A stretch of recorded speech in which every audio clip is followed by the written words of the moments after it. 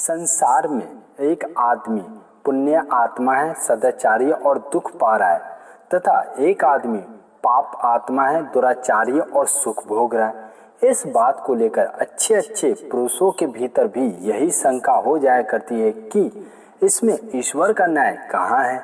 इसका समाधान यह है कि अभी पुण्य आत्मा जो दुख पा रहा है, ये पूर्व के किसी जन्मों में किए गए पाप का फल है, अभी किए हुए पुण्य का नहीं। ऐसे ही अभी पाप आत्मा जो सुख भोग रहा है, ये भी पूर्व के किसी जन्म में किए हुए पुण्य का फल है, अभी किए हुए पाप का नहीं। इसमें एक तात्विक बात और है, कर्मों के फलस्वरूप जो अनुकूल परिस्थिति आती है उससे सुख ही होता है। जैसे महाभारत में एक कथा बताई गई है कि एक दिन द्रौपदी ने युधिष्ठिर जी से महाराज से कहा कि आप धर्म को छोड़कर एक कदम भी आगे नहीं रखते, पर आप वनवास में दुख पा रहे हैं, या दुर्योधन धर्म की किंची मात्रा भी परवाह न करके केवल स्वार्थ परायण हो रहा है, पर वह राज्य कर रहा है, आराम से रह रहा है और सुख भोग रहा है। ऐसी शंका करने पर युधिष्ठिर जी ने महाराज से कहा कि जो सुख पाने की इच्छा से धर्म का पालन करते हैं, वे धर्म के तत्वों को जानते ही नहीं है। वे तो पशुओं की तरह सुख भोगने के लिए लोलुप और दुख से भयभीत रहते हैं। फिर बेचारे धर्म के तत्वों को कैसे जाने। इसलिए मनुष्य को मनुष्यात्मा इसी में है कि वह अनुकूल और प्रतिकूल परिस्थिति की परवाह ना करके शास्त्र के आज्ञा अनुसार केवल अपने धर्म कर्तव्य का पालन करता रहना चाहिए, और प्रतिकूल परिस्थितियां आती है उससे दुख ही होता है, ऐसी बात है ही नहीं।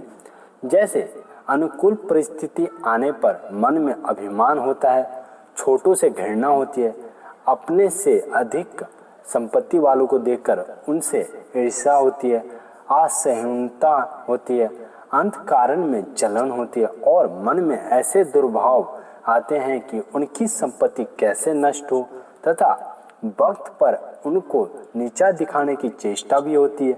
इस तरह सुख सामग्री और धन संपत्ति पास में रहने पर भी वह सुखी नहीं हो सकता, परंतु बाहरी सामग्री को देखकर अन्य लोगों को ये भ्रम होता है कि वो बड़ा दुखी है तथा बहुत सुखी है।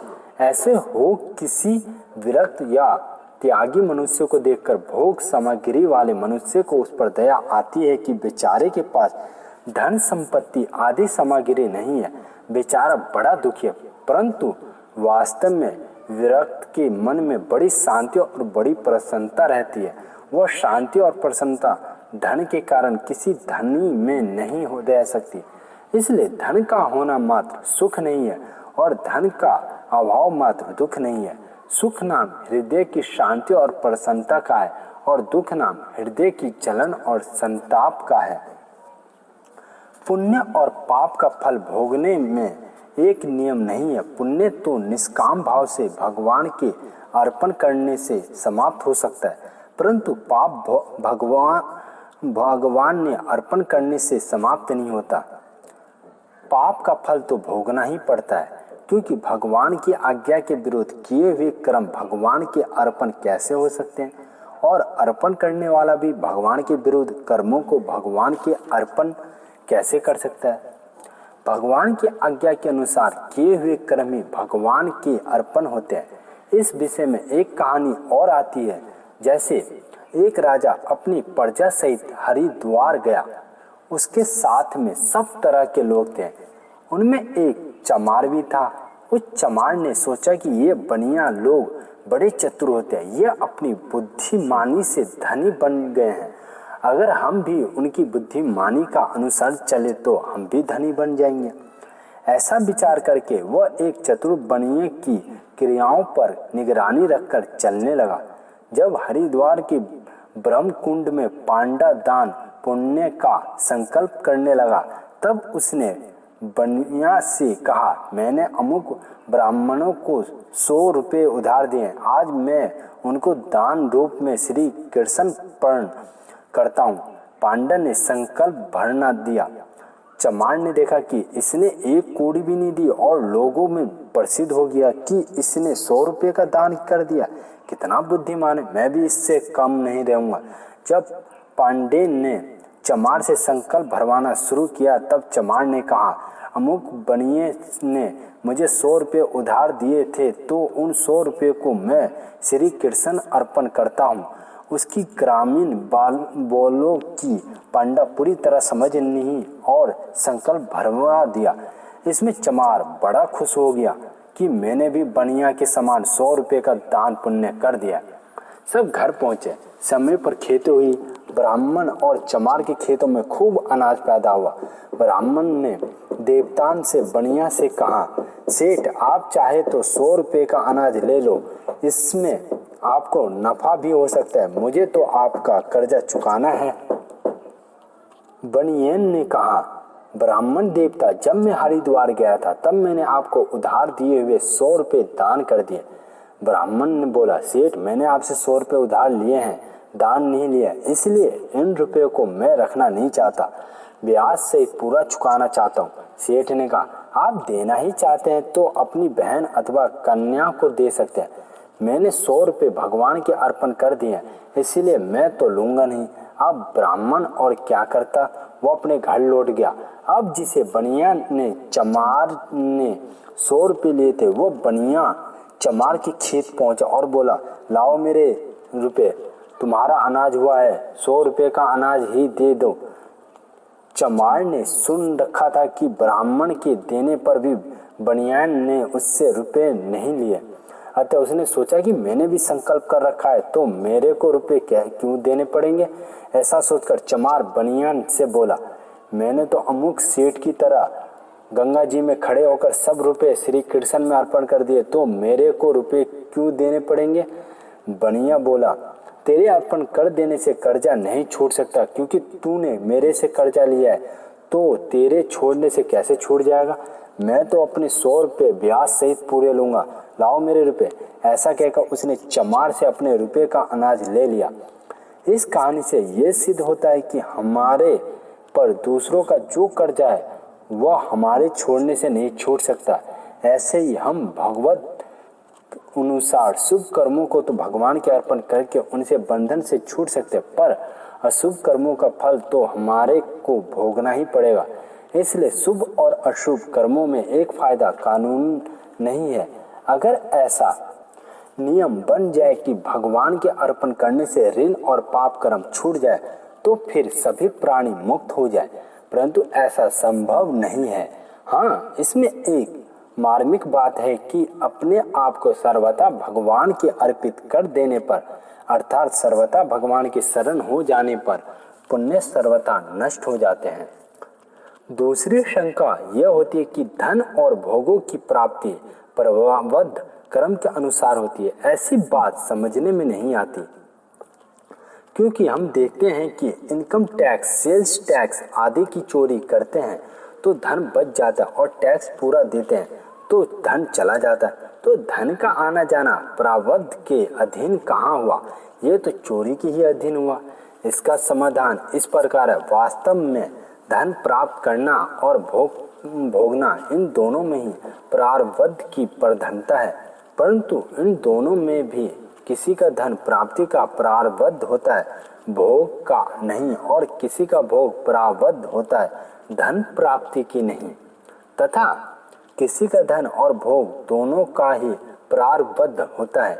जिसका धन प्राप्ति का प्रारब्ध तो है पर भोग का प्रारब्ध नहीं है, उसके पास लाखों रुपए रहने पर भी बीमारों के कारण वैद्य डॉक्टरों की मना करने पर वो भोगों को भोग नहीं सकता। उसको खाने में रूखा सूखा ही मिलता है। जिसका भोग का प्रारब्ध तो है पर धन का प्रारब्ध नहीं है, उसके पास धन का अभाव होने पर भी उसके सुख आराम में किसी तरह की काम नहीं रहती। उसको किसी की दया से, मित्रता से, काम धंधा मिल जाने से प्रारब्ध के अनुसार जीवन निर्वाह की सामग्री मिलती रहती है। अगर धन का प्रारब्ध नहीं है तो चोरी करने पर भी धन नहीं मिलेगा, प्रत्युत चोरी किसी प्रकार से प्रकट हो जाएगी। तो बचा हुआ धन भी चला जाएगा तथा दंड और मिलेगा। यहाँ दंड मिले या ना मिले, पर परलोक में तो दंड जरूर मिलेगा, उससे वह बीच नहीं सकेगा या बच भी नहीं सकेगा। अगर प्रारब्धवश चोरी करने से धन मिल भी जाए तो भी उस धन का उपभोग नहीं हो सकेगा। वह धन बीमारी में, चोरी में, डकैत में, मुकदमे में, ठगाई में चला जाएगा। तात्पर्य यह है कि धन जितने दिन टिकने वाला है उतने ही दिन टिकेगा और फिर नष्ट हो जाएगा। इतना ही नहीं, इनकम टैक्स आदि की चोरी करने के जो संस्कार भीतर पड़े हैं वे संस्कार जन्म जन्मांतर तक उसे चोरी करने के लिए उकसाते रहेंगे और वह उनके कारण दंड पाता रहेगा। अगर धन का प्रारब्ध है तो कोई गोद ले लेगा अथवा मरता हुआ कोई व्यक्ति उसके नाम से वसीयत नाम से लिख देगा। लेकिन मकान बनाते समय नींव खोदते ही जमीन में गड़ा हुआ धन मिल जाएगा। आदि आदि बहुत ऐसे हैं।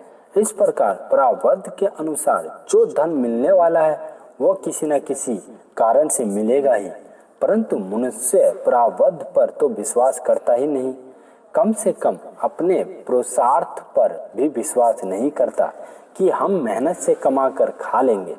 इसी कारण उसकी चोरी आदि दुष्कर्मों में प्रवृत्ति हो जाती है, जिससे हृदय में जलन रहती है, दूसरों से छिपाना पड़ता है, पकड़े जाने पर दंड पाना पड़ता है आदि।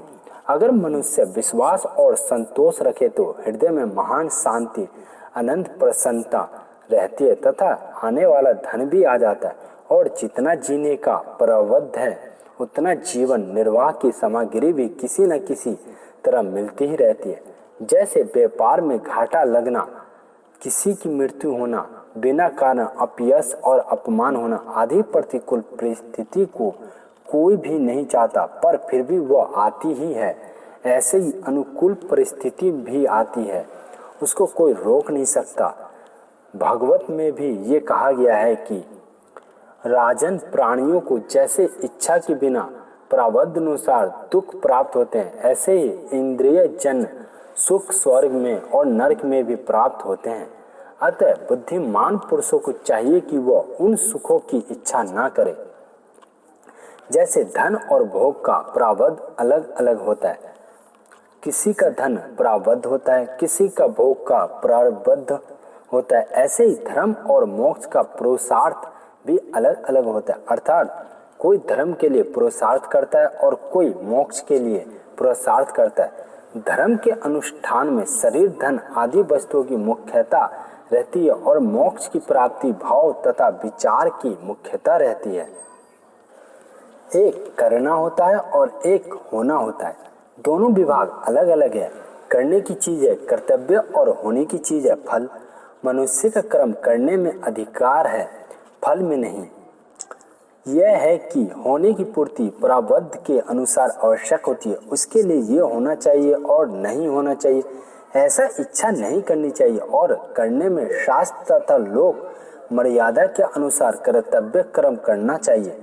करना पुरुषार्थ के अधीन है और होना प्रारब्ध के अधीन है।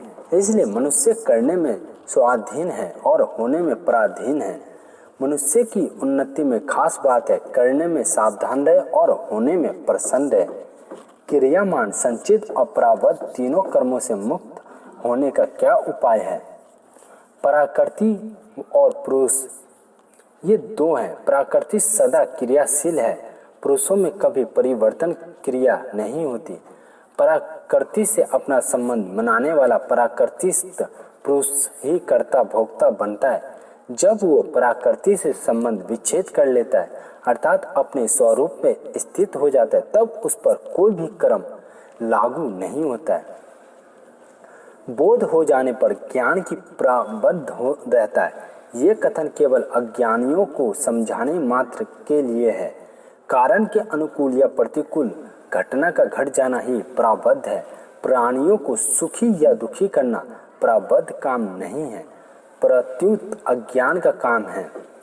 जैसे प्रारब्ध होता है वैसी बुद्धि बन जाती है। जैसे एक ही बाजार में एक व्यापारी माली की बिक्री कर देता है और एक व्यापारी मोल खरीद लेता है और बाद में जब बाजार भाव तेज हो जाता है तब बिक्री करने वाले व्यापारी को नुकसान होता है तथा खरीदने वाले व्यापारी को नफा होता है, और जब बाजार भाव मंदा हो जाता है तब बिक्री करने वाले व्यापारी को नफा होता है तथा खरीदने वाले को व्यापारी को नुकसान होता है। अतः खरीदने और बेचने की बुद्धि प्रबंध से बनती है, अर्थात नफा या नुकसान का जैसा प्रारब्ध होता है उसी के अनुसार पहले बुद्धि बन जाती है, जिससे प्रारब्ध के अनुसार फल भोगना पड़ता है। परंतु खरीदने और बेचने की क्रिया न्याय युक्त की जाए अथवा अन्याय युक्त की जाए, इसमें मनुष्य स्वतंत्र है, क्योंकि ये क्रियामान नया क्रम है, अप्रबद्ध नहीं।